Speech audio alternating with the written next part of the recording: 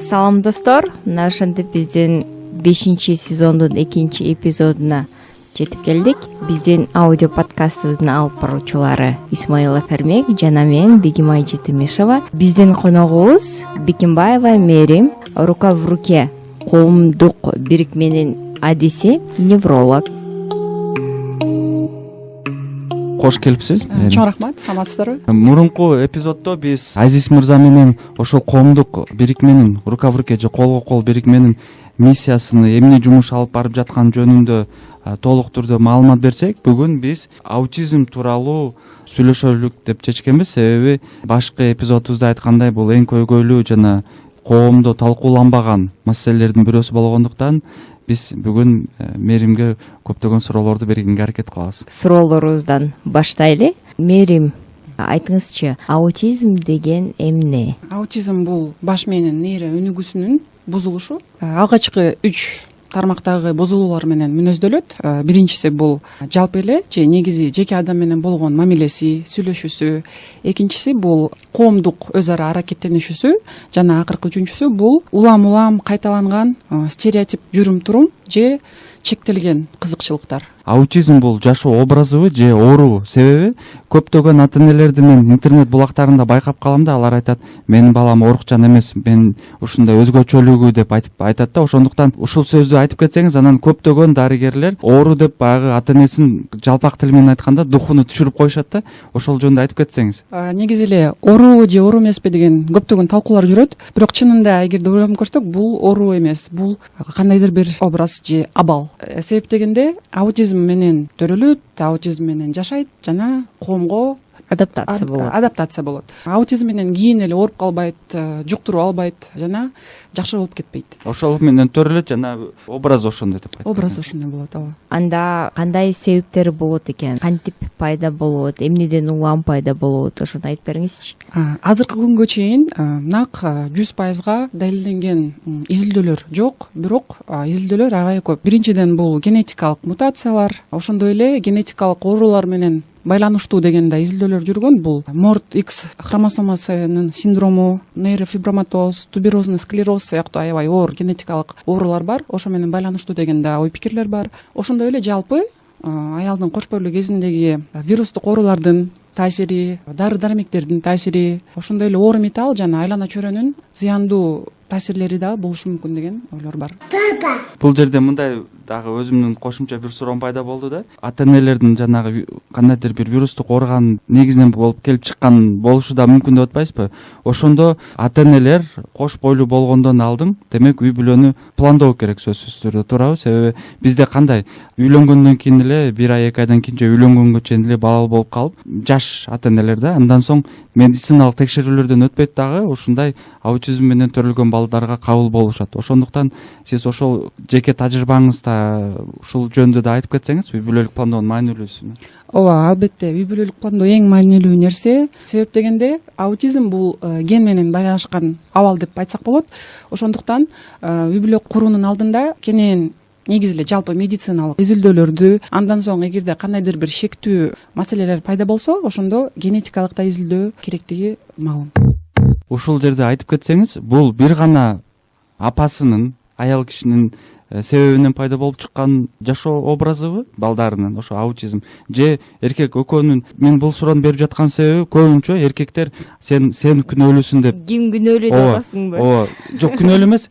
Эмнеден улам чыгып келет да, себеби эркектер көбүнчө аялдарга мындай ушул нерсени түрткү берип коет да, вот сен ушундай төрөдүң депчи. Бирок менимче бул бир тараптуу маселе эмес. Жок, албетте бул бир тараптуу маселе эмес. Эч убакта бул дегенде атасынын дагы, апасынын дагы ден соолугу маанилүү ролду ойнойт. Бир гана аял эмес, бул эң туура эмес го деп эсептейм. Мына айтып кеттиңиз го, оор металлдар же болбосо абанын булганышы депчи, мисалы үчүн 2 жылдан бери бул дүйнөдөгү эң кир аба бул Бишкек деп көргөзүп атат. Менимче бул деле себеп болушу мүмкүнбү? көптөгөн себептердин бири болушу мүмкүн, бирок 100% ушул себептен болуп чыкты деп айтуудан да алысмын. ооба, чындыгында бул жөнүндө толугу менен бул себептер менимче эч ким билбейт. Анан кийин билбегенде биз кандай дейбиз, генетика, бул үчүн, тиги үчүн деп эле биз окумуштуулар өздөрү деле ошентип кое беришет го. Анда ошого көп токтолбой эле коелу, кийинки сурообузду берсең. Жана өзгөчөлүктөр тууралуу сүйлөшүп кетпедикпи? Бул аутизм менен жашаган балдар өзгөчө болушат деп. Ошондуктан айтып кетсеңиз, ошол балдар дүйнөнү кантип кабыл алат? Сиздин жеке тажрыйбаңызда көптөн бери иштейсиз да, ошол байкооңузду айтып кетсеңиз. Бир жагынан өтө кызыктуу, бизге башкача көрүнгөн кылыктары да бар. Мурда эле күнү мен кандайдыр бир изилдөөлөрдү жана программисттер катары чыгарылган видеого туш болдум. Ал жерде аутизм менен жабыркаган балдар дүйнөнү кантип кабыл алат деген кызыктуу видеону көрдүм. Ал жерде балдар сырттан болгон сенсордук дүлүгүчтөр, үн, жарык, негизи эле адамдар, кандайдыр бир жыттар, даамдар аябай башкача кабыл алынат деп көрсөтүлгөн.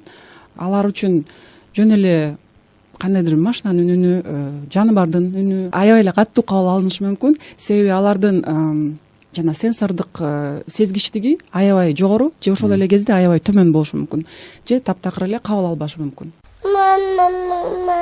Аутизмдин баштапкы белгилерин айтып кетсеңиз. Аутизмдин баштапкы белгилери бул баланын же ымыркайдын жашына жараша болот. Биз негизи эле ата-энелер эгерде бул кийинки баласы болсо салыштырыш керек, байкаш керек. Жаш бала деген 2 айынан баштап эле жылмая баштайт. Чоңойгон сайын жылмаюу күлкүгө өтөт. Ата-энесин көзү менен издеп, аларды ээрчийт, аларга талпынышат, колдорун көтөрүп кучактаганга аракет кылышат, ыйлашат, өз керектүүлөрүн билдиришет. Алгачкы белгилерден болуп ушул белгилер жок болушу мүмкүн. Жылмайбайт, өзү менен өзү жатып, сууланып калса дагы жөн гана жата бериши мүмкүн. Ата-энелер буну характери ушундай экен деп дагы көп жерде маани бербей калышы мүмкүн. Жалкоо деп коюшу мүмкүн. Жалкоо деп коюшу мүмкүн, же байки сизде ушундай болчу деп коюшу мүмкүн. Ошондуктан бул кооптуу белгилер ушулар деп эсептелинет. Чоңойгон сайын көзгө тике карабай, алгачкы тыбыштар, алгачкы сөздөр жок болушу мүмкүн. Жана оюнчуктар менен башкача ойноп, же такыр эле ойнобушу мүмкүн. Элдер менен мамилеси жок болуп калышы мүмкүн. Албетте, мамилеси таптакыр жок болушу мүмкүн. Ал ойноп жаткан топ балдардын жанында, бирок аларды укпайт, аларды көрбөйт, өзү менен өзү бир бурчта ойноп отурушу мүмкүн. Ал эми ошо баланын акыл эси кандай болот? Ошого кантип маани бере алабыз?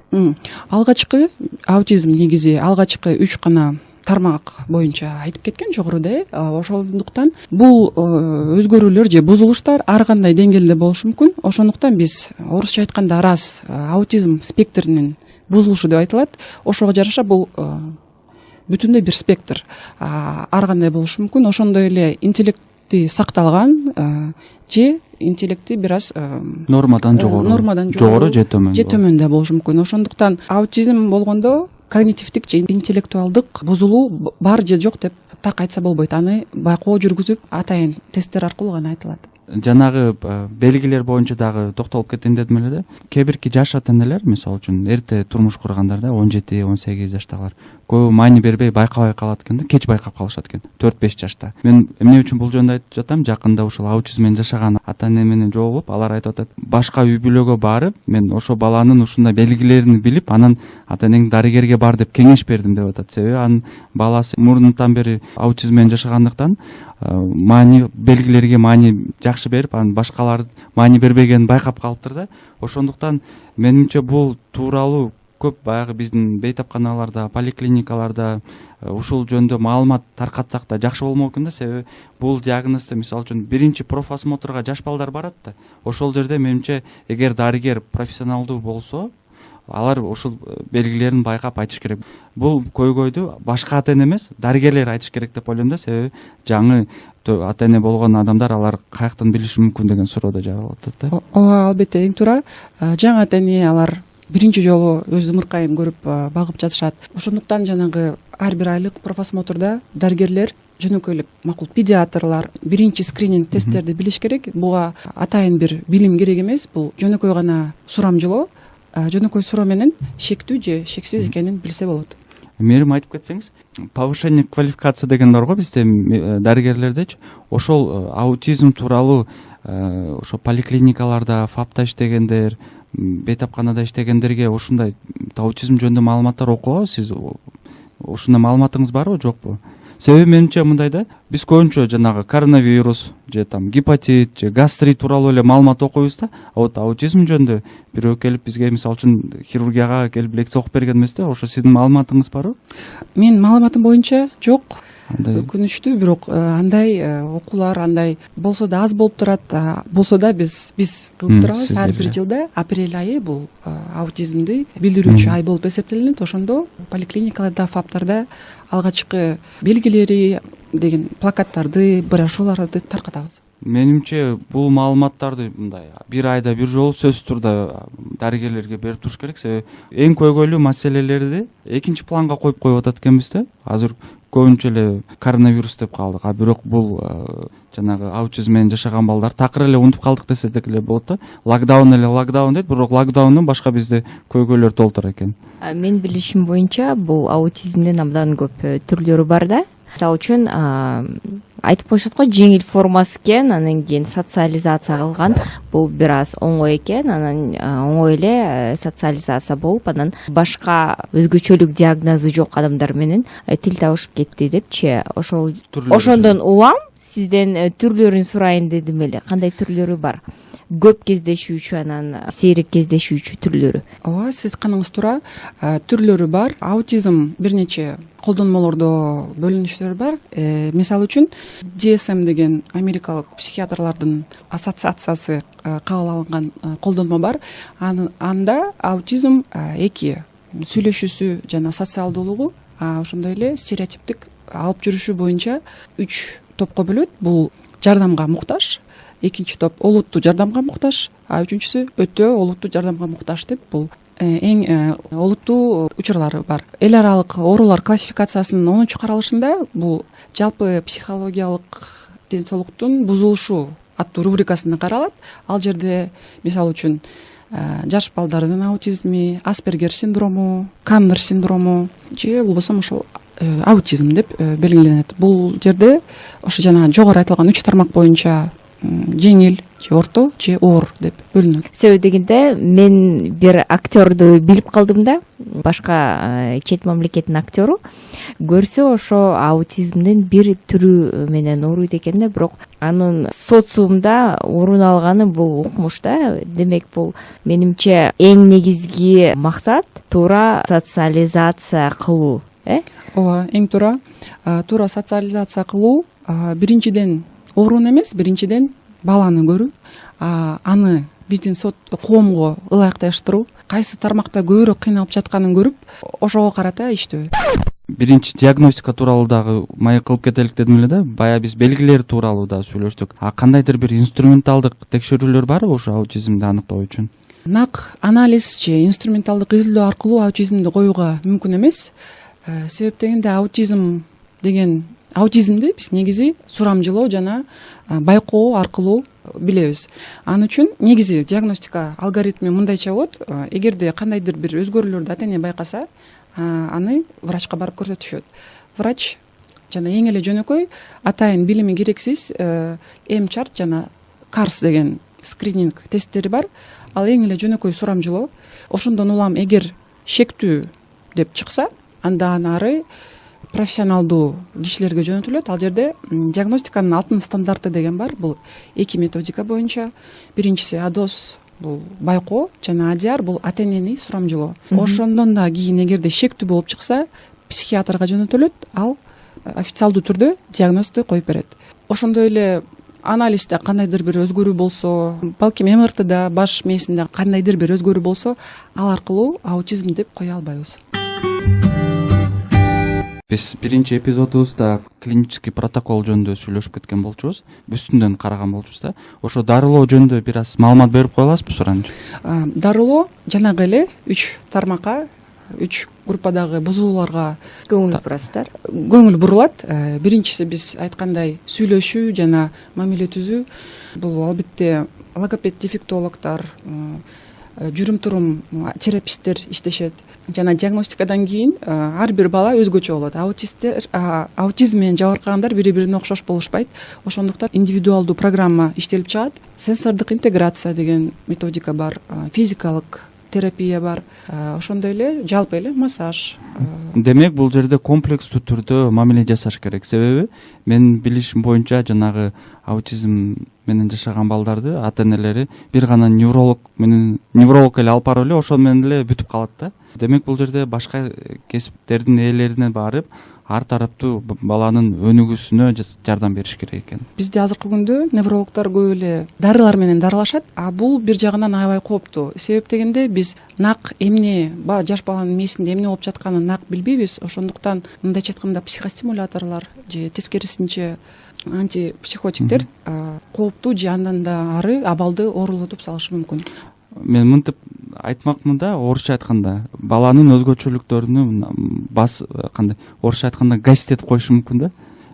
Мисалы үчүн кандайдыр бир ошол аутизм менен жашаган баланын өзгөчөлүгү болсо, психотропный препараттар менен ошол өзгөчөлүктөрүн басымдап, анан балким андай бир таланттары бардыр. Ошону өнүктүрө албай калса, тескерисинче сиз айткандай зыян келтириши да мүмкүн. Ар тараптуу мамиле жашаш керек. Терапиялар аябай көп. Ошондой эле аба терапияда айтып кетиш керек. Бул азыркы күндө эң натыйжалуу терапия болуп эсептелинет. Ошондой эле азыркы күндө альтернативдүү түрлөр да аябай көп чыгып жатат. Эгерде уксаңыздар, томатис, биоакустическая коррекция деген, булар дагы индивидуалдуу түрдө кээ бирине жардам бериши мүмкүн, кээ бир учурда кооптуу да болушу мүмкүн. Айтып кетиңизчи, ошо биз реабилитациясы жөнүндө көп сөз кылдык. Мына ошо менен бирге ал бала чоңоет, ал бала деген социалдык бир муктаждыгы бар болот. Мисалы үчүн окууга, башка адамдар менен мамиле түзгөндү үйрөнүшү керек, туурабы? Сиздер ошол шартты түзүп атасыздар. Алар баруу үчүн, мисалы үчүн мектеп, атайын мектептер барбы же болбосо биздин коомдогу мектептерге барышабы же кандай, сиздин тажрыйбаңыз боюнча айтып берсеңиз? Ооба, азыркы күндө инклюзивдүү класстар деп аталган мектептерде класстар бар. Ал жерге ошол окууга жөндөмү башкаларга караганда бир аз жогору болгон балдарды биз атайын развивайка деген группабыз бар. Ошол жерден окутуп, коомго ылайыкташтырылган балдарды атайын инклюзивдүү класстарга жөнөтүп окууга мүмкүнчүлүк беребиз. Менин түшүнүгүм боюнча, мен башында вот аутизм десе, мен сразу бул уникалдуу балдар деп түшүнчүмүн да. Булар деген абдан акылдуу, себеби дегенде ошолордон менмин деген программисттер чыккан, математиктер чыккан. Вот жакында эле көргөзүп аткан бир статьядан окуган болчумун. Оксфордто бүтүптүр аутизм, бирок жада калса анын аутизм оор абалдагы түрү экен да. Алардын акылы ушунчалык биздикинен ашып кетет экен да. Демек сиздердин ошолорго абдан акылдуулар үчүн башка бир группасы, анан кичине төмөнүрөөк бир группасы бар, ошондо. Негизи гений болгон деген бул алгачкы аутизм жөнүндөгү мифтердин бири. Себеп дегенде алар кээ бирлерин окууга, кээ бирлерин математикага, кээ бирлер музыкага жөндөмү болот. Ошондуктан бул рас деп айтылганы туура. Спектр ар кандай болушу мүмкүн, деңгээлдер ар кандай болушу мүмкүн. Балким сиз айткан учур бул синдром Аспергера деген бар. Бул учурда аябай жакшы окууга жөндөмдүгү бар, бирок ошол эле учурда социалдык өз ара аракеттенишүүсү начарыраак. Ошондуктан гений болот же эмес деп айтуу туура эмес. Сиз ушул синдромду айтканда мен бирөөнү эстеп кеттим. Менин таанышым, ал чет мамлекетте жашайт. Анын ошондой диагнозу бар экен, Аспергера деген. Мен анда деп мындай көп көңүл бурбаптырмын да. Чындыгында сиз айткандай эле достору жок, достошконду билбейт. Эмнегедир эч сүйлөшкөндү да билбейт, ойногонду да билбейт алар менен. Бирок сабакты укмуш окуйт. Баарынан дагы жакшы, баарынан тил үйрөнсө, математика болуп абдан жөндөмү жогору да. эми түшүндүм. Чоң рахмат, жоңузга мээрим. Менде мындай дагы суроо бар болчу. Ушул аутизм менен жашаган балдардын жардам берүү боюнча атайын мындай сиздер тажрыйбаңыздарды кайсыл жерде жогорулатасыз? Атайын чет мамлекеттерге барасыздарбы же проекттерде катышасыздарбы? Маалымат берсеңиз. ооба, биздин уюм негизи аябай эле көп биринчилерден болгондуктан көп информацияны биз өзүбүз издеп өзүбүз табабыз. Ошондуктан көбүнчө обмен опытан болот. Бизге көптөгөн профессионалдык специалисттер келип үйрөтүп кетишет, билимдери менен бөлүшүп кетишет. Бирок ошо акыркы учурда ковидке байланыштуу көп окуулар онлайн болуп калды. Ошондуктан биз дайыма аракет кылып турабыз өз билимибизди, квалификацияны жогорулатууга. Көбүнчөсү эле биз чет элдик специалисттерди чакырып үйрөтүүгө суранабыз. Рахмат. Дагы мындай сурообуз бар да. Мен билем, баягы сиздердин коомдук бирикмеңиздерге жардам бергиси келгендер жардам берсе болот. Мындай мисалы үчүн жеке адамдар. Ошо кандай жардам бере алат? Айтып бере аласызбы? Ооба, бизге негизи биз коммерциялык эмес организация болгондуктан биз көбүнчө ошол спонсорлордун финансылык жардамына, ар кандай жардамына муктажбыз. Ошондой эле финансылык эмес болсо дагы негизи эле волонтер катары биздин балдар менен келип, аларды көрүп, аларды байкоо жүргүзүп, алар менен өз ара аракеттенишүүгө, бул биздин балдарга да, аларга дагы пайдалуу. Себеп дегенде социалдык, мындай коомдук өз ара аракеттенишүү болуп жатат. Бул да бизге чоң жардам. Демек, ким ошо сиздерге жардам берип, волонтер катары келип, кандайдыр бир иштериңиздерди жардам бергенге аракет кылса болот. Болот, албетте. Анда сиз дарегиңизди дагы айтып кое аласызбы? Суранчы кайсыл жерде жайгашкансыздар? Кайсыл жерге кайрылыш керек? Бул биз Асанбайда, Кооператива көчөсү 2/1 адреси боюнча жайгашканбыз. Ошондой эле биз жөнүндө сайт бар, аутизм чекит KG. Ал жерде биз жөнүндө биздин кандай кызматтарыбыз бар, биздин жетишкендиктер жана ошондой эле кеңештерибиз да бар. Чоң рахмат, Мерим, бүгүн бизге конок болуп бергениңизге. Абдан көп маалымат бердиңиз. Рахмат, Мерим. Сөзүбүздүн аягында айтайын дедим эле сизге кеңеш, сиздин кеңешиңиз ата энелерге, ошол эле ата энелерге кантип өзүнүн баласын социумга киргизгенге аракет кылыш керек, кандай жардамдарды бериш керек. Ошол менимче бул абдан маанилүү болсо керек. Ошол кеңешиңизди берсеңиз. Ооба, абдан маанилүү, абдан көйгөйдүү деп эсептейм. Себеби дегенде көп ата энелер бул абалды билгенде кандайдыр бир обучуулана башташат, өзүн күнөөлөй баштайт. Эмне кылдым экен, эмнеден болуп чыкты экен деп өзүн күнөөлөйт, кандайдыр бир ишенгиси келбейт, алгысы келбейт бул абалды, кандайдыр бир депрессияга учурашат. Ата энелер биздин центрде чогулушуп, ойлору менен бөлүшүп, поддержка кылып турушат бири-бирине. Бул аябай зарыл, аябай керектүү нерсе деп эсептейм. Жөнөкөй үй бүлөлөргө дагы эгерде сырттан кандайдыр бир өзгөчө балдарды, өзгөчө бир кыймыл жараткан же одоно ыйлап жаткан баланы көрсө, эрте эле кандайдыр бир жыйынтыктарды жасабай, балким тереңирээк ойлонуп, кол сунса же жардамын сунуштаса жакшы болмок. Менимче кесиптешим Бегимай ушул акыркы теманы Мерим айтып кеткенди. Атайын биз буюрса психологду чакырып, кененирээк ошол эпизоддо сүйлөшөбүз деген ниеттемин. Сонун идея экен. Сөзсүз түрдө биз конокко чакырабыз го. Адистердин бири Дагы бир жолу рахмат. Себеби дегенде бул абдан кызыктуу бир тема. Жакшы азыр биздин коомубузда жакшы ачылбаган бир темалардын бири деп ойлоймун да. Себеби дегенде сиздин коомуңуз жөнүндө бир аз болсо дагы бир маалымат болду. Аутизм образы менен жашаган балдар жөнүндө бир аз болсо дагы бир маалымат бердиңиз. Чоң рахмат. Анда эмесе достор, кийинки эпизодубузга дагы бир жаңы адисти чакырабыз буюрса, ошого чейин биз менен болуңуздар. Саламатта калыңыздар. Угушканча. Саламатта калыңыздар.